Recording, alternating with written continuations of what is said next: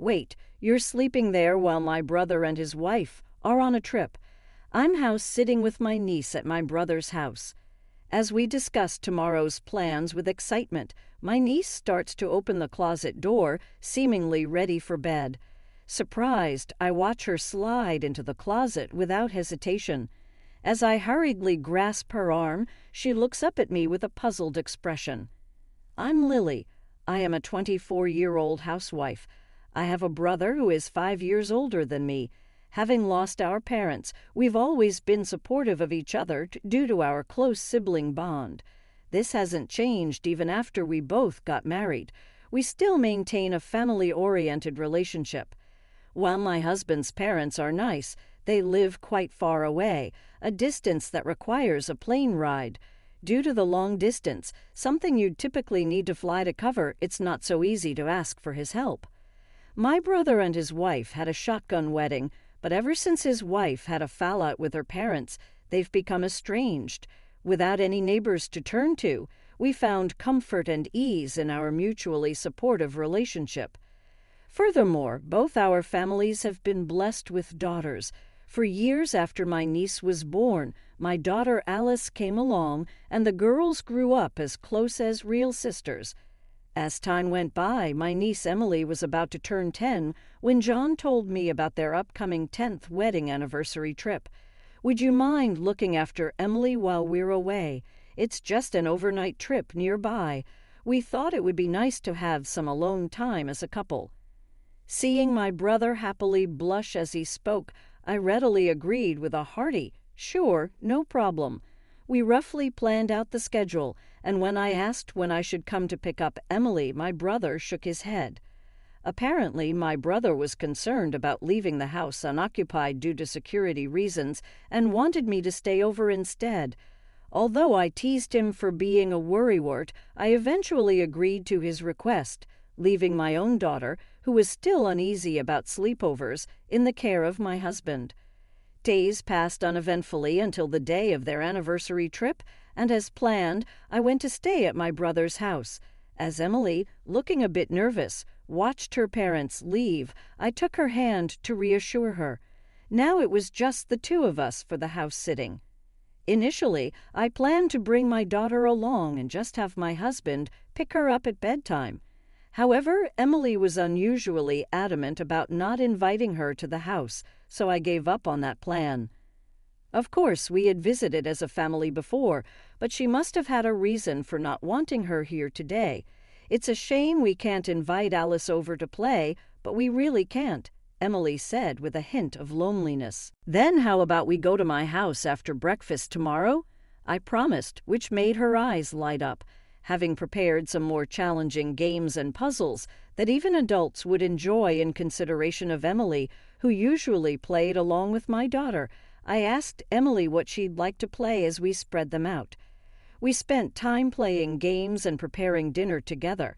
However, Emily seemed nervous the entire time, sticking close to me and frequently glancing around the room. At first, I thought she was just lonely or anxious without her parents around, but her behavior remained unchanged even after several hours. When I asked if something was bothering her, but no matter how many times I asked, she just kept saying, "I'm fine, nothing's wrong," without telling me what was bothering her. Emily's behavior was as if she was on guard against something invisible. I would come to understand its meaning only when bedtime arrived. Changing into her pajamas, Emily said with a smile, "Let's go to bed early today and start out for Aunt Lily's house in the morning," as she opened the closet door. Inside was a set of bedding prepared at some unknown time. As I was struggling to grasp the meaning of this, Emily quickly laid down on the mattress and attempted to close the closet door, saying goodnight. "Wait, Emily, you're sleeping in there," I blurted out somewhat louder than I intended. Emily replied with a serious face, "Yes, but it's okay. I'll leave it slightly open. If anything happens, I'll wake up right away." I tried to hide my confusion as I suggested, "Why don't we sleep together tonight?" After a few tries, Emily finally agreed and reluctantly got into my bed. She asked if it was okay to keep the bedding in the closet as her hiding spot, and even though it deepened the mystery for me, I naturally agreed. I then cheerfully asked, "Why do you need a hiding place?" After she made me promise not to laugh, she whispered her answer, "The monster is coming." If that were all there was to her story, I would have thought it endearing in the way children are. However, the story that followed was enough to make me believe in the existence of the monster. Emily shivered and clung to my arm. The monster is very scary and clever. That's why it only comes when Daddy is not here. Mommy says I can't leave the closet until she has driven the monster away. She always cries while she's driving it away. I tried to help her once, but it was too scary when it pounded on the closet door. Hugging the trembling Emily, I let out a sigh inside.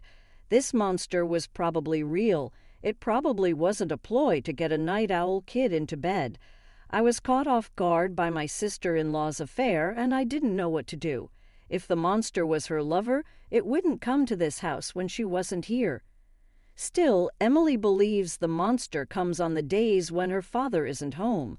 The evidence was that today, when my brother wasn't around, she kept asking not to invite my daughter over and never left my side, always keeping an eye on the windows and the front door. Thinking of sweet Emily and my brother, who trusts his wife, made me angry at my sister-in-law, but I wanted to reassure Emily more than anything else.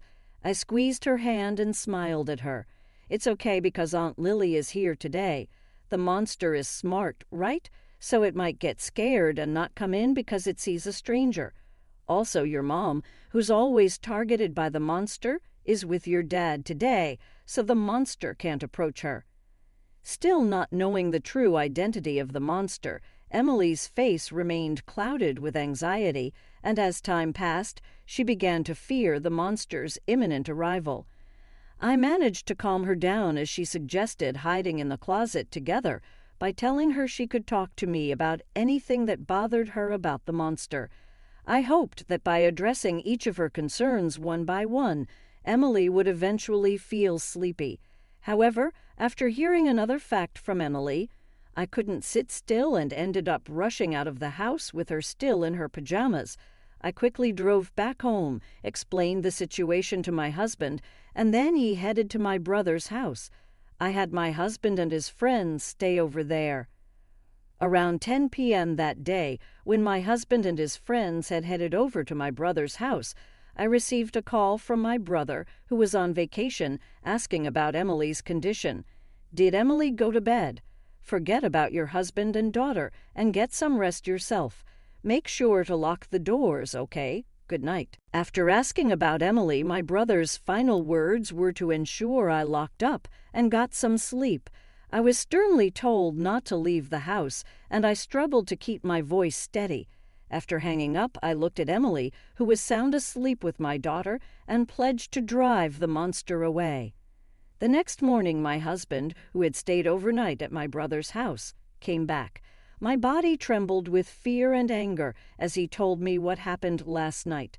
Relieved that my decision from yesterday had been the right one, I spent the rest of the day at home with Emily and my family, waiting for my brother and his wife to come pick her up. When my brother saw us, he was quick to question why Emily and I had left the house during the night. "Why didn't you guys stay at the other house? I told you repeatedly not to leave our home. What were you thinking going back to your own place after agreeing not to?" My brother's strong protest that I had broken my promise was met with a surge of discomfort.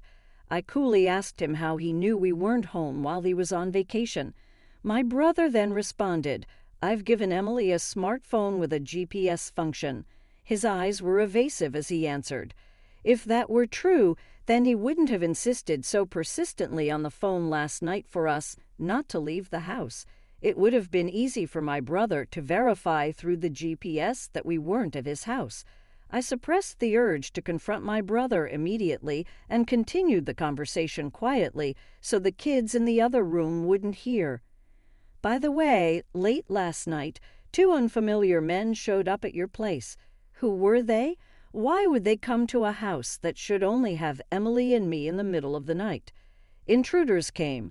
"I'm glad you're safe." My brother's voice was trembling, but it wasn't out of fear for the intruders or relief that his daughter was unharmed. His gaze darted around as if carefully selecting his words. "Hey, about those guys," I pressed my brother further, demanding to know who the suspicious men were. But my sister-in-law cut me off, perhaps to prevent more questioning. She loudly called Emily over, insisting they leave. As Emily, who had been playing in the other room, timidly showed her face, her mother forcefully took her hand. Suddenly, my brother also changed his demeanor, saying, "I'm not forgiving you for this, but we're leaving for today." He started pushing Emily towards the door. My brother and his wife forcefully tried to take Emily, who clearly did not want to leave, back home with them. "What? We're not done talking yet." I tried to stop them, but they just ignored me, not even bothering to look back. Emily, resisting her parents, reached out towards me. I quickly pulled her towards me, sheltering her behind my back. "Hey, what do you think you're doing?" My sister-in-law raised her voice in surprise, letting go of Emily's hand. But I kept Emily behind me, away from my brother and his wife. They spat aggressive words at us and rushed over, fueled by anger. My husband and I were determined not to let them take Emily and managed to force them out of the room. At the front door, waiting police officers swiftly apprehended my brother and his wife. The police tried to calm the disoriented couple, who were clearly not expecting this turn of events. Understanding their predicament, my brother argued, "If you don't give us back our daughter, then you should be the ones getting detained." My sister-in-law added, "They took our daughter from home and locked her up here. Please save Emily right away. You shouldn't be holding me back." "I won't run or hide, so let me go," my brother shouted. Emily and my daughter, who had noticed the commotion and come out, were talking behind me, looking surprised. My daughter innocently remarked, "She doesn't seem locked up at all." I'm not sure whether my brother heard her or not, but he turned to Emily and commanded her to come to him in a strong tone. Yet the severity of her father's demeanor scared her, and she refused to leave my side. My sister-in-law stood silently by the police officer, just watching my brother, not even trying to call Emily over.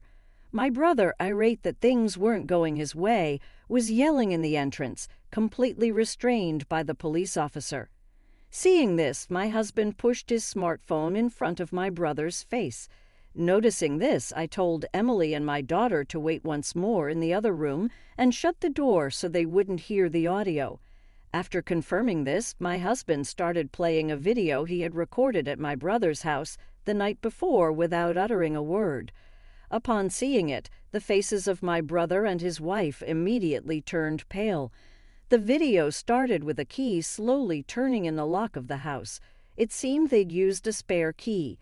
Two men quietly entered the room, appearing in high spirits, greeted each other, mentioning my brother's name, didn't know we had company. "Hey, how much did you pay?" One of them smirked, looking over at my husband and his friends. When my husband's friend gave a vague response, avoiding the question, one of the men boasted that because they were good friends with my brother and his wife, they got an even bigger discount, even going as far as mentioning a specific amount. They continued, "We're lucky we get to play with the kids today."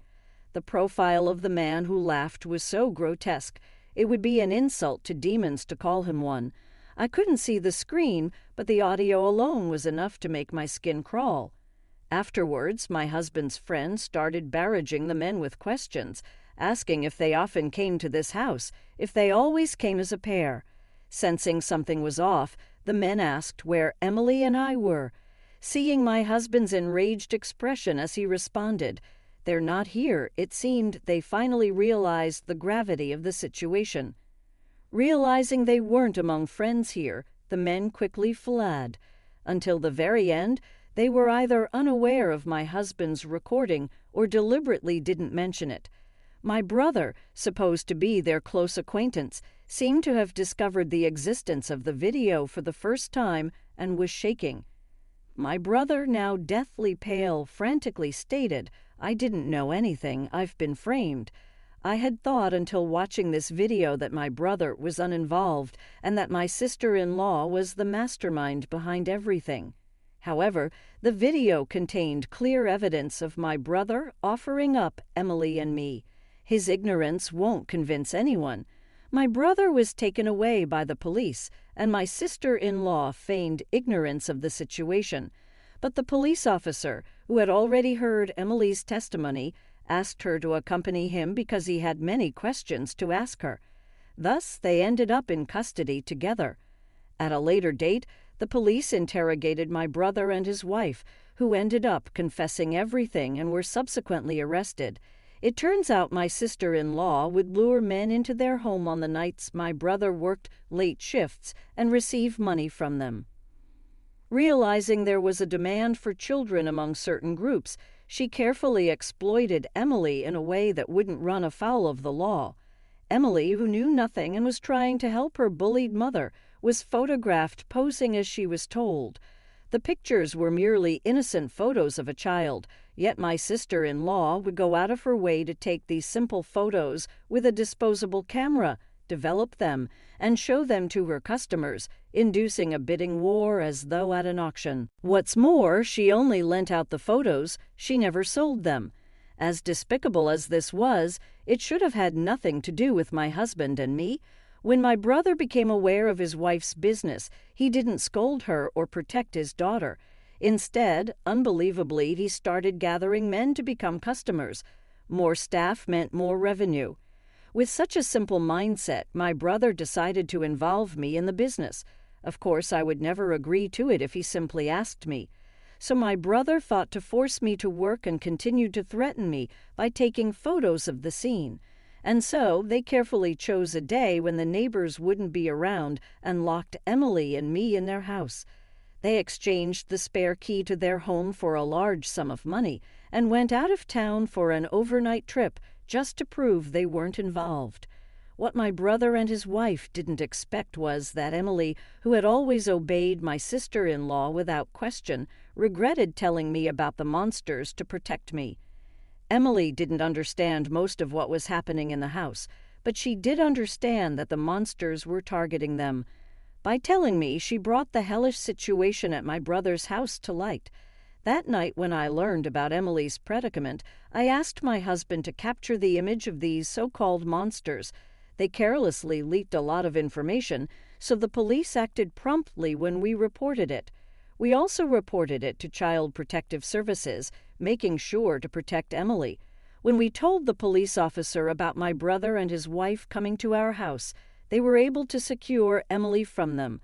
My brother and his wife were arrested on serious charges, such as child welfare law violations and violations of laws preventing child exploitation. Despite being first-time offenders, they could not avoid imprisonment. The photos of a child they had been taking over several years were considered highly malicious. Once an image is leaked on the internet, it can never be erased.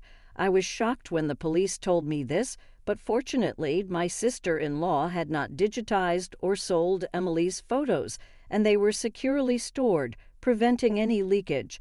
I don't understand how my brother, who had been kind and reliable to me, could have become such a terrible person.